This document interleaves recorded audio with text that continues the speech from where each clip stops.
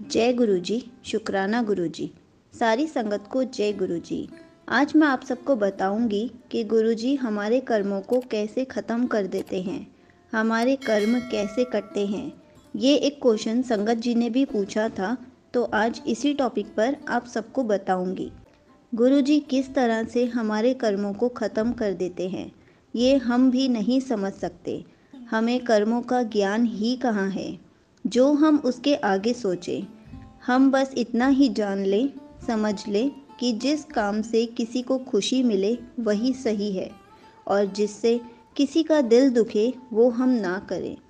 इससे आगे क्या सही क्या गलत है, गुरुजी हमें गाइड करते ही रहते हैं।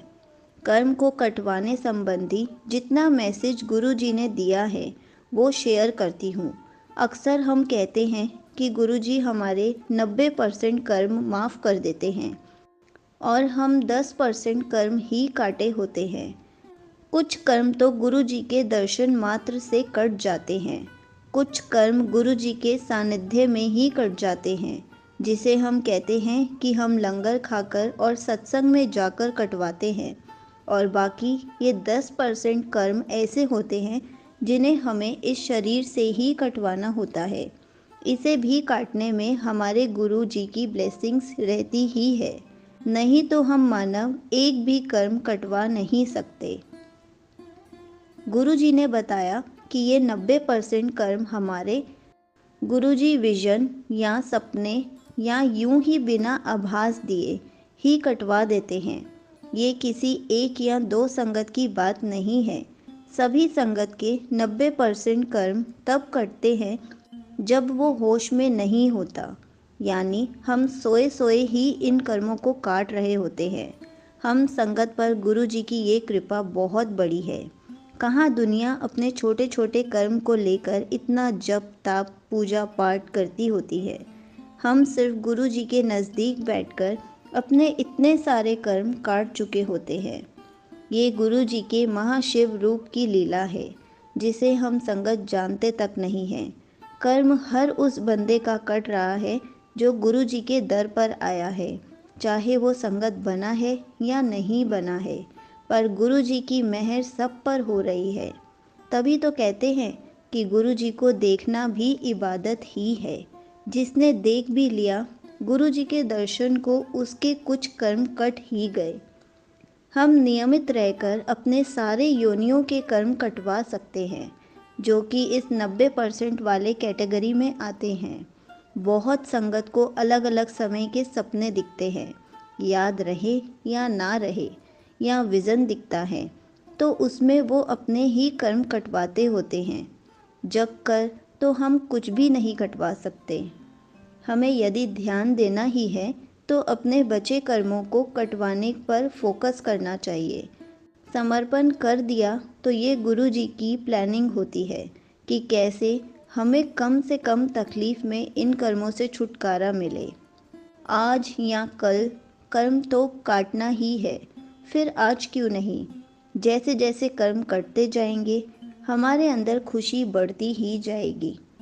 गुरु जी ने इस संगत को बाकी संगत के साथ उस जगह पर ले जाकर दिखाया जो अत्यंत खूबसूरत है। ऐसी जगह जहाँ जाकर हम कुछ भूल जाएं और सिर्फ आनंद से भर जाएं। हम सभी तो ऐसी जगहों पर खुशियाँ लेने ही जाते हैं। गुरु जी कहते हैं कि जब यही खुशी हमारे अंदर भर जाती है, फिर हमें यही स्वर्ग का सुख मिलने लगता है। स्वर्ग धरती पर ही तो है। हमें गुरुजी ऊपर ले जाकर दिखा रहे हैं कि कैसी खुशी हमारा इंतज़ार कर रही है। खुशी पाने के लिए हमें कहीं जाने की ज़रूरत नहीं है। हम आनंद को घर बैठकर महसूस कर सकते हैं। गुरुजी ने संगत को विज़न में दिखाया कि किस तरह जन्माष्टमी के बाद गुरुजी ने अपने संगत को एक अलग सी यात्रा पर ले जा रहे हैं, जो बादलों से होकर थी, और बीच में उन्हें एक बहुत ही भयंकर गंदे नाले को पार करना था, जिससे गुरुजी पार लगाते हैं और बताते हैं कि जन्माष्टमी की रात्रि पर गुरुजी ने इन संगत को उनके ऐसे ही भयंकर कर्मों से पार लगा दिया। अब ये सभी संगत वो हैं जो हमेशा पॉजिटिव रहती हैं। गुरुजी ने इन सबको कुछ और संगत के साथ बड़े मंदिर पहुंचा दिया और कहा कि संगत अपने पॉजिटिविटी को शेयर करें। नए आने वाले संगत को उन्हें इसकी बहुत ज़रूरत है। हम जो अपनी पॉजिटिविटी शेयर करेंगे उसे गुरुजी ने ब्लेस कर दिया है। अब हमें नेगेटिव होने का खतरा नहीं है। जो पॉजिटिविटी हम देंगे वो हम में भी आती जाएगी। बड़े ही सरल तरीके से गुरुजी ने इतनी बड़ी बड़ी बातें समझा दी। गुरुजी कहते हैं कि हमें तो कुछ सोचने की ज़रूरत ही नहीं है। यदि एक बार गुरुजी को सब कुछ सौंप दिया, बस साथ बने रहे, गुरुजी हमसे वो करा लेंगे जिसकी ज़रूरत है। हमें हर पल अपने साथ होने का एहसास देते रहते हैं। हर संगत के साथ गुरु है, चाहे वो नेगेटिव हो या आज की तारीख में वो पॉजिटिव हो। जो जितना जुड़ता गया, गुरुजी के होने का एहसास होता गया। कुछ नहीं समझ पाते पर गुरु सबके साथ है, अपने इसी इंसानी रूप में जिसे हम आसानी से समझ सकते हैं। गुरुजी कहते हैं जो जुड़ गया और कर्म कटवाने लगा वो तो पार लग ही गया, पर जो रह भी गया कुछ अपग्रेड होकर ही जाएगा। अगले जन्म में कटवाएगा, पर जब तक कर्म ज़ीरो नहीं हो जाते गुरुजी पीछा नहीं छोड़ने वाले। जब हम इस जन्म में अपग्रेड हो जाते हैं तो अगले जन्म में थोड़े कम कष्टों का सामना करना पड़ता है। अच्छे घरों में, अच्छे संस्कार में हम पलते बढ़ते हैं और फिर अपने कर्मों को काटने में जुड़ जाते हैं। पिछले जन्म में जो अपग्रेड हुए थे वो तो याद नहीं, पर वो हमारे जन्म से ही दिखता है, हमारे संग साथी से दिख जाता है। गुरुजी कहते हैं कि हम बस गुरुजी के पास आते रहें। जितने संगत को लाने कहा जाता है उतने को लाएं।